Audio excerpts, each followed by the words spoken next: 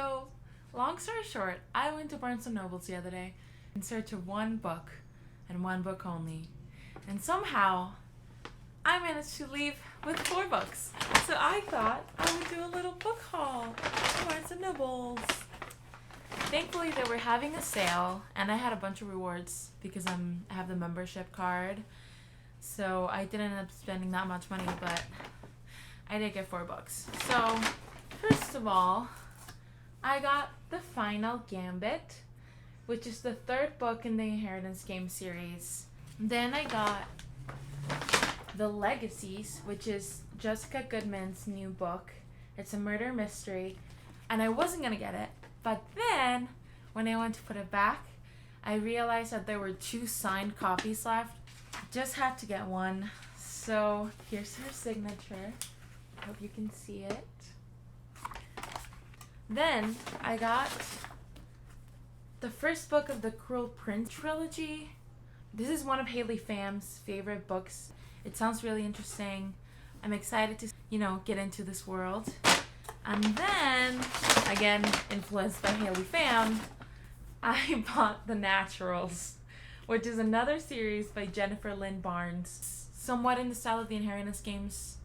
I'm so excited to read this series. It sounds like so much fun. It's really up my alley, and I can't wait to talk about it.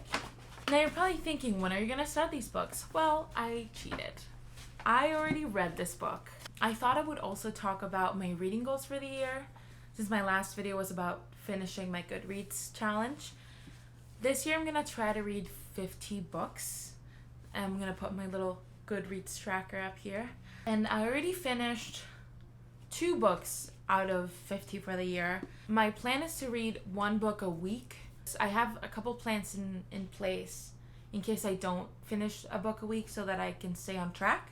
But the first book I read this year was All These Bodies, which is another murder mystery. It's set in the US in the 50s, and it had the series of homicides that had been happening around the US, and they were calling them the bloodless murders.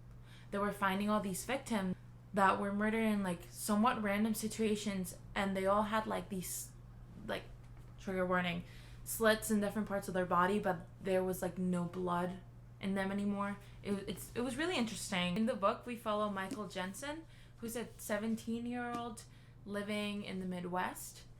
His dad is a police officer. He wants to grow up to be a journalist. He ends up being the one to tell the story of the only known witness of the murders, because the girl that they found at the scene where the story starts refuses to talk to anyone else, so he gets put in charge of taking down her confession basically and turning it into a story to try and save her from getting the death penalty basically. And the book is really, really interesting. I'm only going to give it 3 stars. It didn't hook me as much as I thought it would. I like how they keep us on our toes and don't really tell us exactly what's going on, but the characters weren't super lovable, which is fine. We don't always need lovable characters, but I just didn't connect with any of them. The murder mystery aspect of it was really fun. It wasn't super engaging, so I'm only going to give this book 3 stars, and I don't know if I would recommend it. It's a good book. It's just not a great one. Well, I cheated, and I started reading this book before I filmed the book haul, and I finished it a couple days ago. I read The Final Gambit. This book I think is my 2nd favorite from the series so far. It really took us for a turn, and they always do. I felt the same way about the Inheritance Games, and then what was the second one, the Hawthorne Legacy. But this one had a little bit more heart, and this one added a new layer of complexity for a lot of the main characters, which we really enjoyed.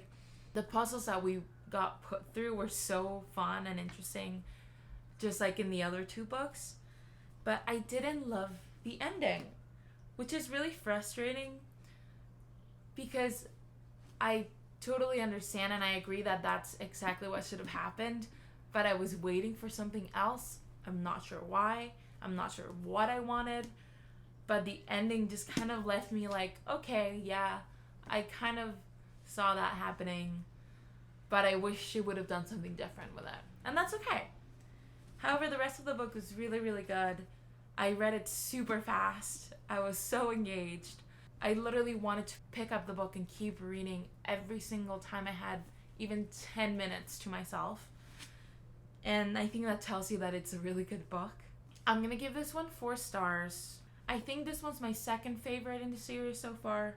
The Hawthorne Legacy just kept me on my toes a little more.